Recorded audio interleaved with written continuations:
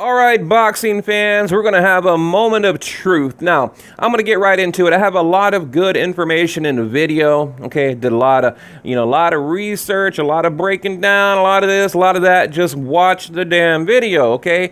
Because if you're going to leave a comment below, whatever, just please listen to the entire thing, because it really does give kind of the best side of the argument for Canelo fighting Kovalev that can be made. Okay, the title of the video was, fact or fiction. So we're going to talk about nothing but facts in this particular video, okay? Now, has Canelo bitten off more than he can chew, okay? Has his ego gotten, so big that he thinks he can beat anyone, even a top light heavyweight like Kovalev, okay? I mean, has it? Is this just an ego gone wild? I mean, do they know something we don't know? Because this fight is completely insane to me. It just is. I mean, it's even worse than like Spence Garcia. Crazy fight, okay? And like I said, watch the whole video, because I'm going to put to rest a few rumors floating around, things like that. Okay. Kovalev said Gennady Golovkin hits harder than him. We know Canelo has been in the ring for 24 rounds with Gennady Golovkin. Okay, so if Canelo can handle the power of a Triple G, right, then he should be able to handle Kovalev's power, right? If he can go 24 rounds, 2 fights with Gennady Golovkin, and Gennady Golovkin hits harder than Kovalev, then by theory, it's not rocket science, then he should be able to handle the power of Kovalev. That's given that Kovalev actually can't hit as hard as Gennady Golovkin, and Gennady Golovkin hits harder than Kovalev, okay? If you believe that. I believe that. I don't know if you believe that, but, I think that's whatever. I'm not going to get into it. But like I said, Kovalev said, yes, I've actually sparred with him. We've trained together, and he hits harder than me. And this was like a younger prime Kovalev, the Crusher, that said that. Not the new Kovalev, but the Crusher, said, that he hits harder than him. So now, although a lot of people claim Gennady Golovkin's power is diminishing, right? But Kovalev, I believe he has the same or close to the same power, that he had back in the day, back in his prime, but his stamina is diminishing. So the stamina, that's where I think the problem is going to come in, right? Now I said it before. Canelo has not had a meaningful knockout since 2016, right? It was Liam Smith and then I think Amir Khan, and he couldn't even knock out Chavez. Julio Cesar Chavez Jr. By the way, Chavez, great guy. One of my most favorite fighters I ever got to hang out with, literally. And with him and his dad. His dad's kind of I'm not going to say asshole, but a little bit. He's kind of a jerk, but Chavez Jr., cool as hell. So, and I've talked about him before. I got to hang out with him for a while, and he was really one of the coolest guys I've ever met in boxing. So, but now, anyway, Kovalev, on the other hand, right, I think he's had, 3 TKOs in the last 5 fights, right? Okay, and that's meaningful. This is important information, and we're going to get to the weights. We're going to get the fight night weights for Kovalev, for Canelo. I've done a lot of research. Stay tuned, okay? Just stick with me here. Now, I think, let me kind of switch gears here.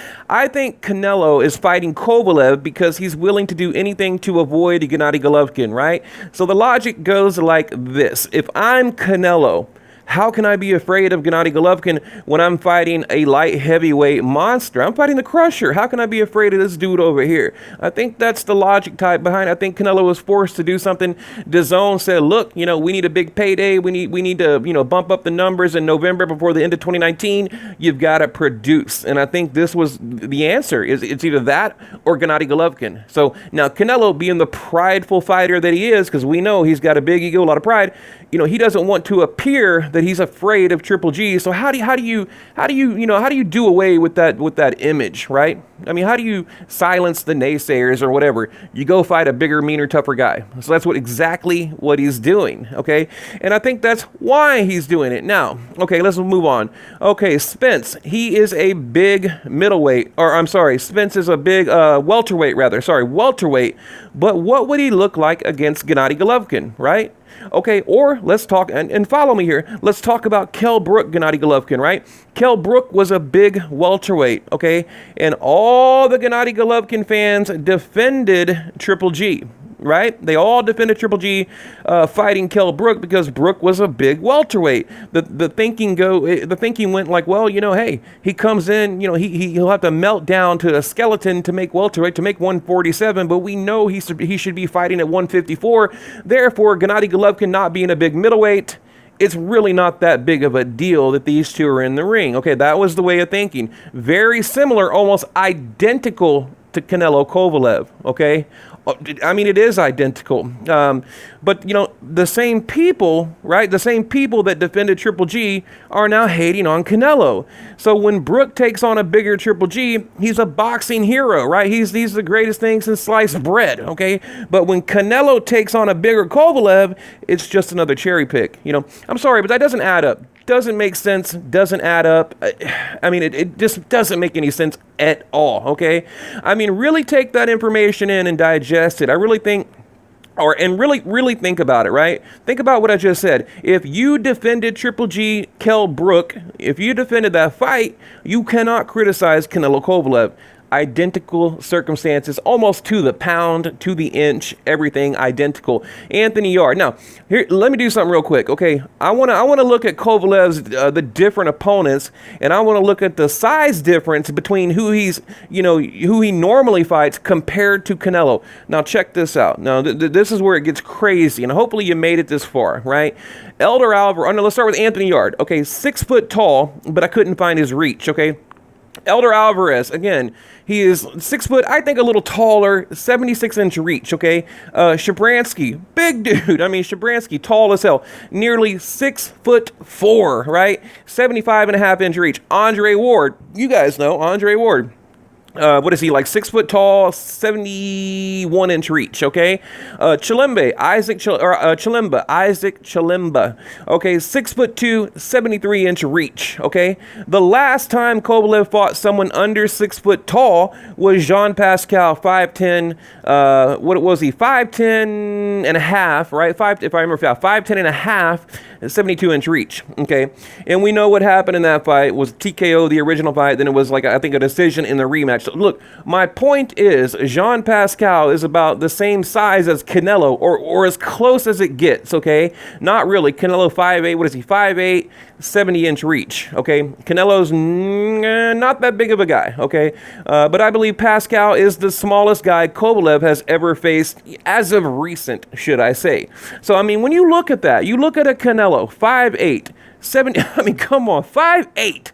He's a little dude, 70-inch reach. Okay, then you're talking about, Chilemba 6'2", Shabransky 6'4", 75-inch reach. It is crazy when you compare all these guys together, and it kind of like should shine a little light on it for you. It should kind of open your eyes, is what I'm trying to say. So yeah, I mean, so obviously this is the biggest fighter Canelo has faced, and the smallest fighter Kovalev has ever been in the ring with, even from a rehydration standpoint, okay? From a rehydration standpoint, light heavyweights come in 180 or well over 180, okay? So now let's look at the rehydration weights for Kovalev, okay? For Kovalev, hang on, I got them right here. Let me see, I took a picture of them.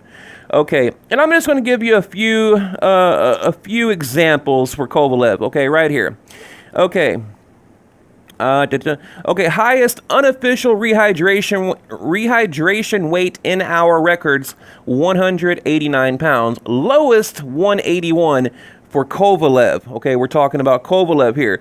Jean Pascal, Kovalev, the official, 174.25, unofficial, 189. So he was nearly 190. Okay, Pascal, 175, 185. Okay, and I think that's, I'm going to say Canelo's going to come in just right around 180, and I believe Kovalev, I think he's going to come in maybe just a little bit heavy, just a little heavy just to have that added protection. But, again, I mean, looking at these weights here, Bernard Hopkins, Kovalev, 188, Hopkins, 182. Okay, 188, 182. And the thing is, we don't have a lot of information on Canelo rehydrating, but typically we know it's around, when he's at middleweight 175, now that he's at light heavyweight, which is crazy to say out loud, I'm going to guess around 180. Kovalev, 185, Caparello, 185. Okay, And this one, yeah, it was a super middleweight 183, Agnew 187. So yeah, looking at this, the average, like I said, you can go back and look at the average. It's anywhere from, 181 to just say 190, 189, 181, 189, somewhere in that ballpark. So look, Kovalev is a big dude. And Canelo is not. Look at this picture. It looks like a dad looking down at his little kid. It's crazy to me. So, but again, the age-old question, is it better to bulk up or is it better to slim down so you can be quicker on your feet, right? What do they say? Speed kills power and timing kills speed. We're probably going to see that. I think we're going to see a Canelo quick on his feet. A Kovalev is going to be a lot heavier, but for a light heavyweight, Kovalev, he's pretty good on his feet too. He's no Lomachenko, neither is Canelo, but for a light heavyweight, he's pretty damn good on his feet. So let me recap the video. Okay, let me just recap what I'm trying to say. Again, I want to really touch on Kell Brook. And I want to talk about that because a lot of people defended Gennady Golovkin for that fight. Although he was pulling up, even we can even talk about Vanes Martirosyan, right? Pulling up another guy from another division, and we all defended it. But yet, Canelo is moving up to another division, and the hate isn't going to Kovalev, right? You would think in this situation, think about it. This just hit me. I've never thought about this before. But in this particular matchup, shouldn't the hate be directed towards Kovalev? Isn't it crazy that the hate is going to the smaller guy? In any situation where there's a mismatch, right? Take Spence and Garcia. We're like, oh man, that's messed up. He's too little. Oh my God, he's coming from 135. Well, this dude could be fighting a light middleweight. I can't believe what's happening. Blah blah blah blah blah. It's all focused on the bigger fighter. But in this situation, the hate is coming from the little guy moving up.